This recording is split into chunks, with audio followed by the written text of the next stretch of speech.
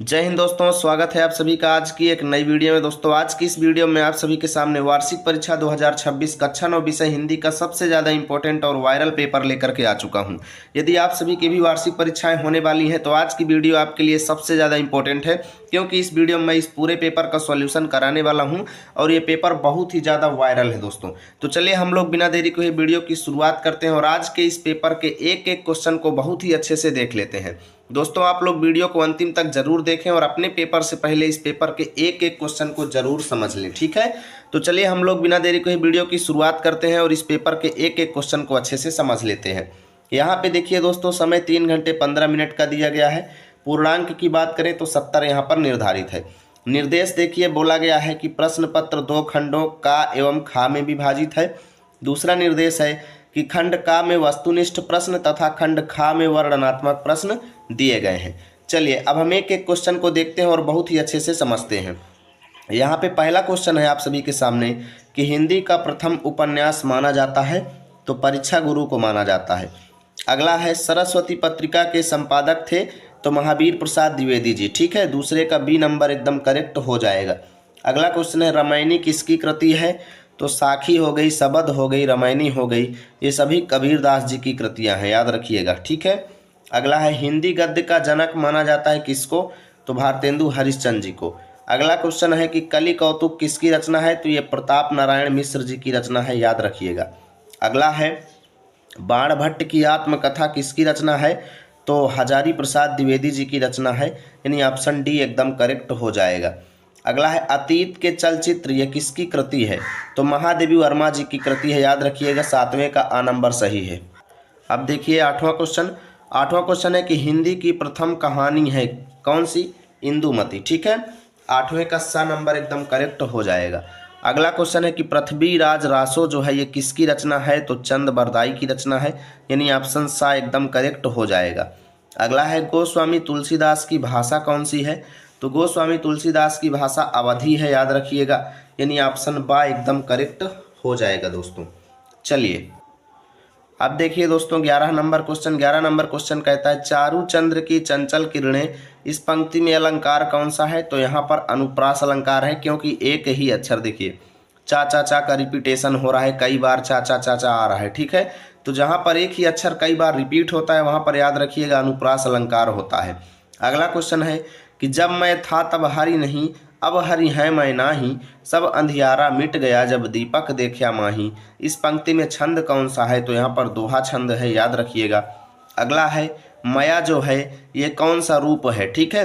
तो मया जो है दोस्तों ये तृतीय विभक्ति एक वचन का रूप है, ठीक है, याद रखिएगा। 13 का सा नंबर। अगला है इत्यादि में संधि कौन सी है, तो यहाँ पर अड़ संधि है, एड़ संधि है, यानी इति धन आदि ये मिल करके बनाता है इत्यादि, ठीक है। तो यहाँ पर इको अड़ची सूत्र से अड़ संधि हो जाएगा।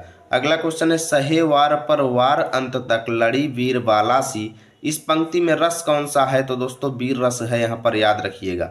अगला क्वेश्चन है खरा खोटा में समास कौन सा है, तो खरा खोटा में द्वंद्व समास है, याद रखिएगा। अगला है पाहुना हो गया, मेहमान हो गया, ये आगंतुक जो है ये किसके पर्यायवाची हैं, तो ये अतिथि के पर्यायवाची हैं, याद रखिएगा। अगला है होठ का तत्सम क्या होता है, तो होठ का तत्सम यहाँ पर ओष्ठ होता है, याद रखिएगा, यानी गा नंबर एकदम करेक्ट हो जाएगा। अब बोल रहा है क्वेश्चन कि पठ धातु लोट लकार प्रथम पुरुष एक वचन का रूप, तो पठतु पठताम पठंतु पठ पठतम पठत पठानी पठाओ पठाम, यहाँ पर प्रथम पुरुष एक वचन का पूछ रहा है, तो पठतु हमारा करेक्ट उत्तर हो जाएगा, याद रखिएगा। अगला है उपकार का विलोम शब्द क्या होगा, तो अपकार होगा, यानी 20वें का खा नंबर क्वेश्चन एकदम ऑप्शन एकदम सही हो जाएगा। चलिए अब हम लोग देख लेते हैं यहाँ से खंड बा वर्णनात्मक प्रश्नों को और एक एक क्वेश्चन को अच्छे से समझ लेते हैं, ठीक है। यहाँ पे बोला गया है कि निम्नलिखित गद्यांश पर आधारित प्रश्नों के उत्तर दीजिए, यानी इस गद्यांश को पढ़िए, आगे भी अगले पेज पर भी ये गद्यांश है और इसके नीचे जो क्वेश्चन दिए गए हैं उसका उत्तर दीजिए, ठीक है। तो यदि हम वैद्य होते तो कफ और पित्त के सहवर्ती बात की व्याख्या करते, तो ये किस चैप्टर से लिया गया है, बात चैप्टर से लिया गया है, ठीक है। जिसके लेखक कौन है, प्रताप नारायण मिश्र जी हैं, आप सभी लोग बहुत ही अच्छे से इस चीज़ को जानते होंगे। अब यहाँ पे देखिए दोस्तों इस गद्यांश के नीचे 3 क्वेश्चन दिए गए हैं, का, खा और गा, ठीक है। तो का नंबर क्वेश्चन कहता है कि प्रस्तुत गद्यांश का संदर्भ लिखिए, तो हम लोग लिखेंगे कि प्रस्तुत गद्यांश हमारी पाठ्य पुस्तक हिंदी के गद्य खंड में संकलित बात नामक पाठ से लिया गया है, जिसके लेखक प्रताप नारायण मिश्र जी हैं। अब दूसरा क्वेश्चन है कि रेखांकित अंशों की व्याख्या। अब यहाँ पर देखें तो इस गद्यांश में हमको कहीं पर भी रेखांकित अंश नहीं दिखाई दे रहा है। तो हम लोग क्या करेंगे, ऐसी स्थिति में मान लो अगर होता है बाई मिस्टेक पेपर में अगर रेखांकित अंश नहीं दिया रहता तो आप पूरे गद्यांश की व्याख्या को लिख देंगे। ठीक है, तो हम लोग क्या करेंगे दोस्तों, यहाँ से इसकी व्याख्या लिखना शुरू करेंगे और अंतिम तक लिखेंगे कि लेखक कहते हैं कि यदि हम वैद्य होते यानी अगर हम चिकित्सक होते, डॉक्टर होते, तो हम कफ और पित्त से सहवर्ती बात की व्याख्या करते यानी संबंधित बात की व्याख्या करते, यानी कफ और पित्त के बारे में बताते, इनको कैसे संतुलित रखना है इसके बारे में हम बताते। और अगर हम भूवैज्ञानिक होते, भूगोलवेत्ता अर्थात भूगोल के जानकार होते, तो किसी देश के जलवात का वर्णन करते अर्थात किसी भी देश की जलवायु के बारे में बताते। परंतु दोनों भी विषयों में से हमें एक बात कहने का प्रयोजन नहीं है, क्योंकि भाई हम ना तो भूगोलवेत्ता हैं ना हम डॉक्टर हैं, हम हैं कौन, एक लेखक हैं। तो हमारा मतलब क्या है ना, हम इन चीज़ों के बारे में ज़्यादा वर्णन नहीं कर सकते, लेखक कहते हैं। आगे हम लोग लिखेंगे कि लेखक कहते हैं कि भाई हम तो केवल उसी बात के ऊपर दो चार बातें लिखते हैं जो हमारे और तुम्हारे संभाषण के समय मुख से निकल करके परस्पर हृदयस्थ भावों को प्रकाशित करती रहती है। अर्थात हम केवल उसी बात के ऊपर दो चार बातें लिख सकते हैं जो हम और आप चर्चा करते हैं तो हमारे हृदय से निकल या हमारे मुख से निकल करके हमारे हृदय के भावों को व्यक्त करती है। अर्थात मैं बात के बारे में ही दो चार बातें लिख सकता हूँ। ठीक है, यही हम लोग लिखेंगे। तो यहाँ पे बोल रहा है वैद्य किस बात का वर्णन करते हैं, तो वैद्य कफ और पित्त से संबंधित बात की व्याख्या करते हैं, इतना हम लोग लिख देंगे। यहाँ पे 22वां क्वेश्चन बोलता है कि इस पद्यांश को पढ़िए और इसके नीचे दिए गए प्रश्नों के उत्तर दीजिए और 6 अंक आप ले लीजिए, यानी एक क्वेश्चन 2 का, फिर दूसरा क्वेश्चन 2 नंबर का और तीसरा क्वेश्चन भी 2 नंबर का। तो जाल परे जल जात बहितज मीनन को मोह, रहीमन मछली नीर को तऊ न छाड़त छोह। रहीम दास के दोहे हैं ये, है ना, रहीम दास के दोहे चैप्टर से लिया गया है। तो संदर्भ लिखेंगे प्रस्तुत पद्यांश हमारी पाठ्य पुस्तक हिंदी के काव्य खंड में संकलित दोहा शीर्षक से लिया गया है, जिसके रचयिता कविवर रहीम दास जी हैं। अब यहाँ पर रेखांकित अंशों की व्याख्या में हम लोग पूरे दोहे की व्याख्या कर देंगे। यहाँ पर लिख देंगे कि रहीम दास जी कहते हैं कि जिस प्रकार जल में जाल डाले जाने पर जल जो है बहकर चला जाता है मछली के प्रेम को छोड़ करके, तजमीनन को मोह अर्थात मछली के प्रेम को त्याग करके जल जो है बह जाता है जाल छोड़ के। ठीक है, ठीक उसी प्रकार रहीम दास जी कहते हैं परंतु मछली को पानी से इतना प्रेम है कि वो उसके बिना तड़प तड़प के मर जाती है। ठीक है ना, यही होती है सच्चे प्रेम की विशेषता, यही हम लोग लिखेंगे। यहाँ पे बोला गया प्रस्तुत दोहे के माध्यम से किसकी विशेषता बताई गई है, तो सच्चे प्रेम की विशेषता बताई गई है। अब यहाँ पे 23वें में बोला गया है कि यहाँ पर 2 गद्यांश दिए गए हैं, यहाँ पर किसी एक का आपको क्या करना है, ससंदर्भ हिंदी में अनुवाद करना है और 8 अंक आपको मिल जाएंगे। संदर्भ सहित हिंदी में अनुवाद करिए, या तो इसका या फिर इसका, अथवा में 2 दिए गए हैं। ठीक है, तो सताम सज्जना नाम आचारा सदाचारा अर्थात सज्जनों के द्वारा किए गए आचरण ही सदाचार होते हैं। जो लोग हमेशा सत्य विचारते हैं, हमेशा सत्य का ही आचरण करते हैं, वे लोग ही सज्जन होते हैं। सज्जन लोग जैसा आचरण करते हैं वही आचरण सदाचार होता है। सदाचार के द्वारा ही सज्जन व्यक्ति अपनी इंद्रियों को अपने वश में करके सभी लोगों के साथ शिष्टता का व्यवहार करते हैं। ये इसका हिंदी अनुवाद हो गया। और यहाँ पर इसका भी हिंदी अनुवाद हम आपको बता देते हैं, आपकी जो इच्छा होगी आप उसको एग्जाम में कर लीजिएगा। वर्म एको गुड़ी पुत्रो ना चा मूर्ख सतैः अपि, एकः चंद्रः तमो हंति ना चा तारा गणैः अपि। यानी लिखा गया है कि वरम एको गुड़ी पुत्रो ना चा मूर्ख सतैः अपि, अर्थात सैकड़ों मूर्ख पुत्रों से तो अच्छा है एक गुणवान पुत्र हो जाए। अगर किसी के सैकड़ों मूर्ख पुत्र हैं तो उससे अच्छा है कि उसको भगवान एक ही पुत्र दें, लेकिन वो भी गुणवान हो, है ना। यानी सैकड़ों मूर्ख बच्चों से तो एक गुणवान बच्चा अच्छा होता है। क्योंकि जिस प्रकार एकः चंद्रः तमो हंति, क्योंकि एकमात्र चंद्रमा ही अंधकार को दूर करता है, ना चा तारा गणैः अपि, ना कि असंख्यों तारों का समूह।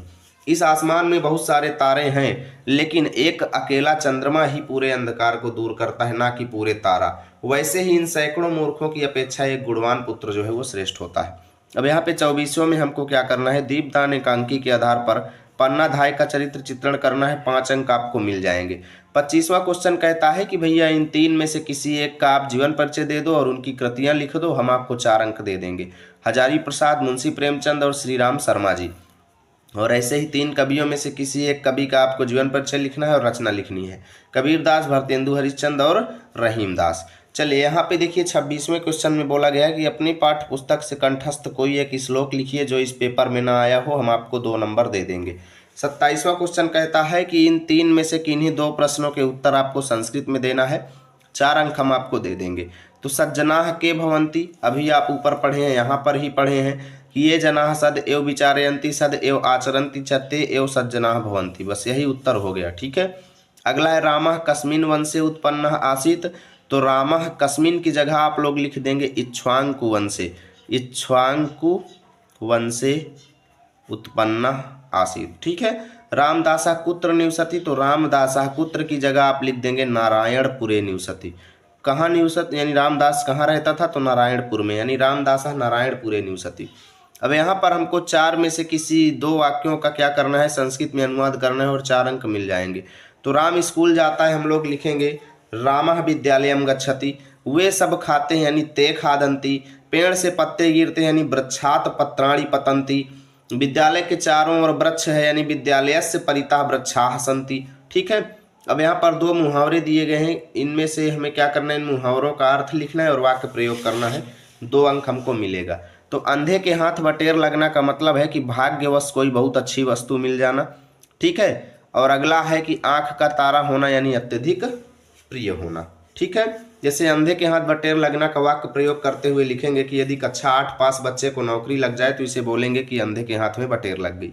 और आंख का तारा होने का मतलब है कि सुरेश अपनी माँ के आंख का तारा है। ठीक है, चलिए यहाँ पे 30वां क्वेश्चन बोलता है कि अपने इलाके में व्याप्त गंदगी को दूर करवाने के लिए ग्राम प्रधान को प्रार्थना पत्र लिखिए, 5 अंक आपको दिया जाएगा। अथवा 10 दिन के अवकाश के लिए अपने प्रधानाचार्य को प्रार्थना पत्र लिखिए। यहाँ से दोस्तों मैंने पूरा पेपर आपको दिखाया, पेपर बहुत ज़्यादा इंपॉर्टेंट है। यदि आपको वीडियो अच्छी लगी है तो लाइक करो, दोस्तों के पास शेयर करो। मिलेंगे आप सभी के साथ अगली वीडियो में, तब तक के लिए जय हिंद जय भारत।